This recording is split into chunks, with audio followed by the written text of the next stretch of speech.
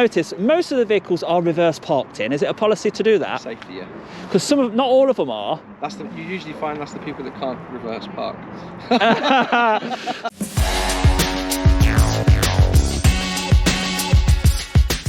So welcome back to the channel, guys. Today we're still with PJ Audits and we're here at British Sugar in Peterborough. Now this is a brand new building. As shown on the screen just there, Google Maps view shows it as a field. So in 2018, British Sugar moved to its new headquarters in Peterborough. There are 320 people based here, not just from British Sugar, but from across 5 different businesses that are part of the associated British Foods Group, supporting activities here in the UK and across the world. We left an old space for a modern environment. Hi. How you doing? Yeah, 2018 it was built, wasn't it? I think so, yeah. Yeah, we're just reading some information there. Okay. We won't be here long. We'll stay outside, just do a bit of a drone shot going around. Okay, who's it for, do you know? Just for us, we're just just private people. Just look at that. yeah. Has many people been here to film it? No. No. What's with the slots around the outside? The louvres for sun. The what, sorry? The louvres for the sun. So they move? They're blinds, yeah, they move. What makes them move? The sun. So if they get sun coming through the window, they're like blinds basically. Okay, Automatic so blinds. it stops people inside getting hot. Yeah, Alright, okay. Same as what they've got on these buildings over here. Look. So the louvres, they come down, it reflects the sun from them in there, so they go on the laptops and the PCs and stuff. Alright, okay. What I'm It'd be saying better if they'd made them into solar panels as well, wouldn't it? We've got solar panels on the roof. Oh, We use rainwater as well, so it's totally self-sufficient building. Alright, okay. Yeah. how does the sun actually move the louvers? You've got sun sensors on the top, so wherever the sun's directing in, it removes the louvers to the side where they are. So these ones around here don't move a lot, but where the sun comes across the front and across here, they move, as you can see. So it deflects the sun from inside. They're just a glorified blind, if you like. It's very impressive on the building, though. Yeah, it does. It looks the part. Yeah, it looks very, very bit of a impressive. pain to work on, but yeah. It's a pain to work on. Are you maintenance, are you? Yeah. So have any of the louvers ever jammed or out? Oh, all the time. Yeah, we've had maintenance have to come out and stuff like that, but yeah. So have you got your own cherry picker then? No. You wish. I We have to in. get people in. Yeah, the people that come in, because they're quite heavy as well, as you can imagine. Yeah. So yeah. What, are they glass? They are glass, yeah. They're covered with like, they've got polyfoam in between them. So they let the light through, but yeah, only a but certain it's only amount? broken light, so the UV light's sort of took down. So it's Right. UV more than anything else. So they still allow light to come through, so obviously you can see, but yeah, Right. it's the UV that deflects more than anything else. They Right. did quite a bit of research with it as well, so. I've never seen it, how they move like that before. Yeah, neither have I. It's very interesting, isn't it? Yeah. And when the wind, obviously, if the wind's too hard, they'll go into a default position and stuff like that, so it's quite good. Weather vane on the top of the building, basically, and that deflects it like with sun, rain, everything like that. If the wind goes above 30 mile an hour, it will deflect them into a null position, so the wind can't blow them off the building and stuff like that, so it's quite intelligent. So is the weather vane visible from any of the footpaths? No, it's right on the top there. I'll use the drone to see that. Yeah. So you did mention rainwater harvesting. Yep. Does it get collected on your on-site drainage yeah, systems? Yeah. And then goes into where? Big tanks Where underneath the floor. whereabouts is that? All over there. You won't be able to see anything because it's all underneath the power park. Is it? Right, okay. So all the water that's on, that goes down your drains on the car park, that goes in there as well? does it? No. The water, the drains water goes straight away because obviously Straight we away. can't. It's stuff that isn't contaminated. Yeah. Obviously, if it's Yeah, hitting the- if it's hitting the that roof- was going to be my next question, Yeah, yeah. because you know you only need a car with a bit of an oil leak to contaminate your Yeah. water. So it's and- grey water and it's just literally straight off the roof. right. Anything that hits on the roof, because the roof's obviously, as you can see, is quite a large roof. And so what's we do that? get quite a What's big that collection. water used for? I'm assuming it's Toilets. not toilets Yeah, and just things toilets like and that. stuff like that for the gardens and stuff and Right. yeah, stuff like that. Right. Anything else is pumped in. So even like bird waste, bird excrement? Yeah. Yeah, that, That gets can- scraped away. That's part of my job. I have to go up there and clean the bird waste. Do you? Yeah. How often? Probably twice a week.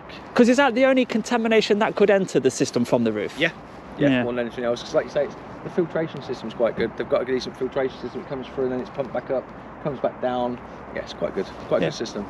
And I noticed on top of like your lights and your cameras, you've got all the spikes to discourage the birds away. Yeah. For that reason, you don't want them pooing on your roof. I was a pest controller for 8 years before I came here. Right, so they're additions by you, are they? Addition for me, yeah, because we were having problems with the crows. And obviously the problem you've got as well is all these buildings here, they've been built on land that was used by predominantly nature, you know, and this is one of the arguments I have as a pest controller, where they're going to go. You know, the minute people start complaining, oh, rats, or we've got mice, or we've got this, or we've got that, well, yeah, you're taking away the land for building. Yeah. We're building all the houses, we're building all this stuff. You know, and You've that's got to go somewhere. Yeah, we're trying to incorporate it back now. I'm getting a bit of a plan going here. I've got bees coming on site. Really? I've got some bird feeders coming on site. Good on you. Bats coming on site. I've got loads of bits of different pieces that I'm trying to incorporate from a pest point of view, like, you know what I mean? That's really good to hear. But More sites need one of you. Bats are very controlled, aren't they? You're not allowed to do anything Can't do at all anything with with them. bats. It was 5-year prison sentence if you killed one. Yeah. In my old trade, but yeah, other than that. I mean, don't get me wrong, we're pretty good here. Everything's all about, like, say, trying to concern and trying to conserve and trying to do this. Yeah. Very, very up on the old environment and stuff. Hence the container over there, that's now being converted into something for myself. That's another one of my little projects. But yeah, A new workshop for you. something like that, yeah. It was just storage more than anything else, so I can get all the other bits and pieces on site. Because, like you say, around the other side we've got gardens and stuff like that, and it's all sort of incorporated into the building. Does look really nice, mate. Yeah, you're certainly doing a good job, innit? I'm growing my own veg on site as well. So you know your solar panels on the roof? Yeah. Do they contribute towards the electric cars and things? Yeah, all the EV points and stuff like that, yeah. Can staff charge for free? No, they get charged. Is it a good rate though? Yeah, it's a decent rate. Better than home? Yeah, it goes back to National Grid and stuff like that as well, so yeah, it's all incorporated. So it would be beneficial for them to charge at work, would it? It's well, either way, do you know what I mean? Either way, it does help. I mean, we've got it here, people can come onto the site and they can use the charge and stuff like that. What, so public? Yeah, not public so much, but yeah, because obviously it's private land, but yeah. Yeah, I've not got an electric vehicle yet, have you? I haven't, no. I'm not that rich. Hybrid, I'm afraid. Yeah. See, the problem is it's not the way forward in my eyes anyway. I'm an engineer by trade. It's not the way forward. Hydrogen's the only way, really. Sorry? Hydrogen's the only way, really, in my eyes. It is. There's a big hydrogen place at Sheffield, and they have a lot of hydrogen-powered vehicles. Yeah. I did a video on it. The technology's already there. It's just that it's basically we're being held back by what's above, isn't it? You know, it's always the money people that you know. Technology's been there for hundreds of years. I mean, we've had electric vehicles for what, 100 years now? No.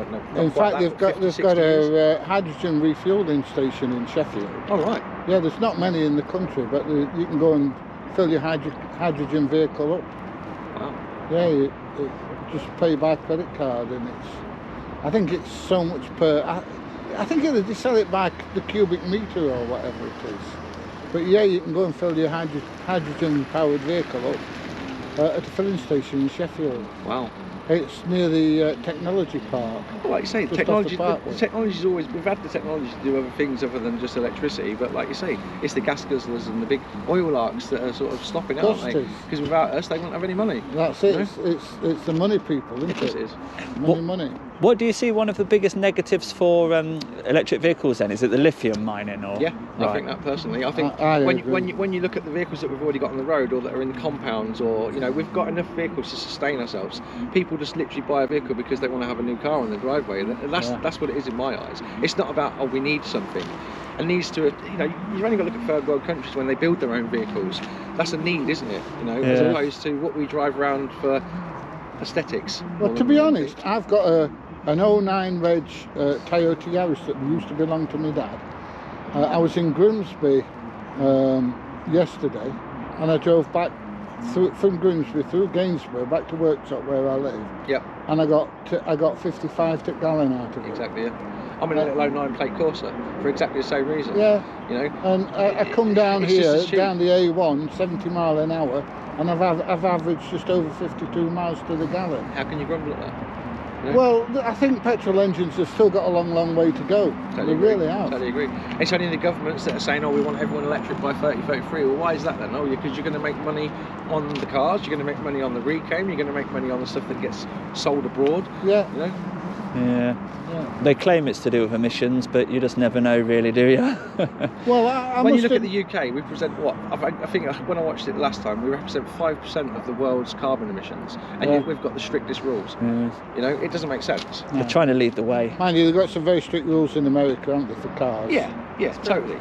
But then when you look at, like, say, the strict rules, it's only in certain states, though, isn't it? Yeah. You know, And then when you go look at somewhere the, else and they've got a V8 gas guzzling monster them sat there, and you go to California and they're all literally driving around in Toyota Priuses. You know what I mean? Well, the other thing as well, they've got massive industry there that's kicking out tons and tons. Yeah. And they're trying to and blaming us lot for it. Yeah. You know? But I think the biggest culprits are like China and Russia. That's another story. Anyway. That is another story.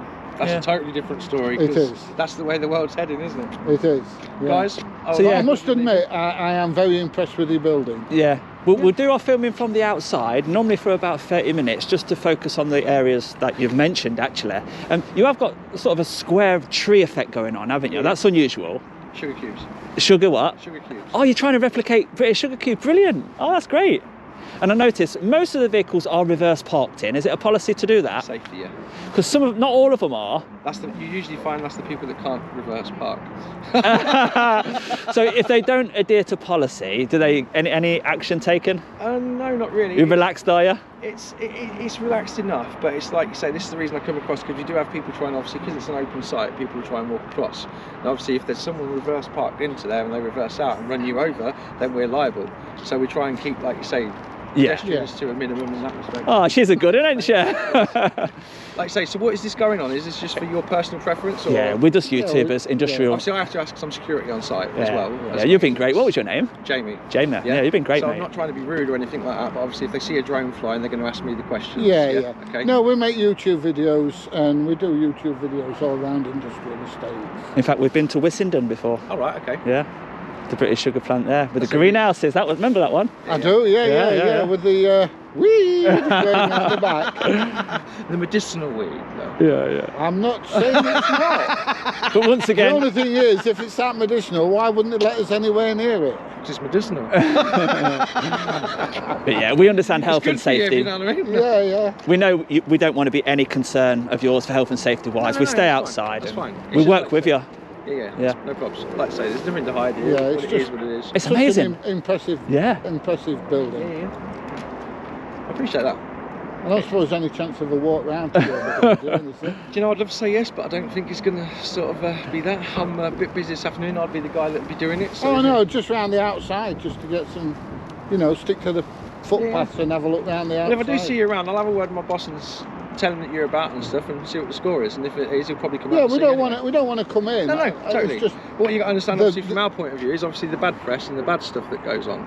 Hence why I've come and asked. Well, because I can assure you, from me and from my colleague here, there'll be no bad press about this. But you know place. what I'm saying. I do. Yeah, I don't want to put you out, my friend. You spent more than enough time with us, and I appreciate that. I appreciate you both. Was it Jamie? Yeah. It is, yeah. I'm rubbish with names. So the solar panels, they've got 34.2 kilowatt of installed solar panels, generating an annual system output of 40,000 kilowatt hours, a significant proportion of the energy used in the building. So basically, they're self-sufficient. More or less. Yeah. Especially when the weather's good. So, thanks to Jamie for all that information. Wow, we learnt quite a lot there. And I will zoom in on those spikes that I've noticed, because it's thanks to Jamie and his experience with pest control that they've actually got unique features to keep the birds away. All these spikes on top of the cameras and even on top of the building up there, look, all the way across to try and avoid the contamination of the water on the roof, which he then uses.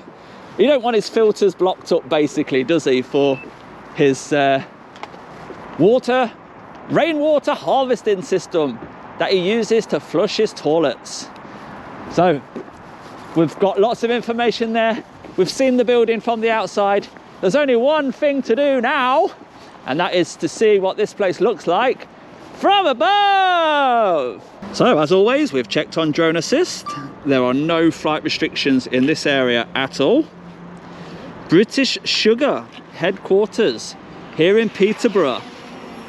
Let's have a look at you then, and let's see where this weather vane is that controls the blinds automatically. I'm going straight in for that. where is the weather vane? Loads of solar panels, isn't there? And there it is, look. There it is. So he says he has to go up on the roof and scrape all the bird poo away. But he was in the right profession before. He's well equipped with the knowledge of how to deter them. But what a fantastic building, eh? And great technology to stop them being blinded. Nice outdoor seating area when the weather permits, and even a lovely walkway area, look, a little bit of a nature trail that is created there. A lovely British Sugar sign, and the container over there, which he said is being converted into a workshop type thing for him. Lovely mowed lawns across the front, and lots of car park spaces. So they're certainly not at full capacity here, are they? With an electric vehicle charging point down there, which is being used and can be used by staff if they have one. What's that on the roof of that car? What does that say? It's unusual for little cars like that to say something on the roof. So I need to have a look at that. Oh, it's an advertisement for the model of vehicle. It's a Volkswagen Up, and it says, "This way up." So, across the front, there is Jamie down there, look, on the phone, possibly getting permission for PJ's request of a tour. But I'm happy with this one. We've certainly showed you how impressive the building and the grounds are. Let's get nice and high, get a 360-degree photo for Google Maps, and move on. Yeah, so it was at this point where I was just about to do the outro and hide the keyring, and then this lady approached us from across the road just to ask us what we was doing and stuff. And it turned into another video of her place. So I totally forgot to do the outro and hide the keyring. So there is no keyring on British Sugar. So if you have enjoyed that video, do give it a thumbs up for me, and I'll see you on the next one, guys. Bye-bye for now.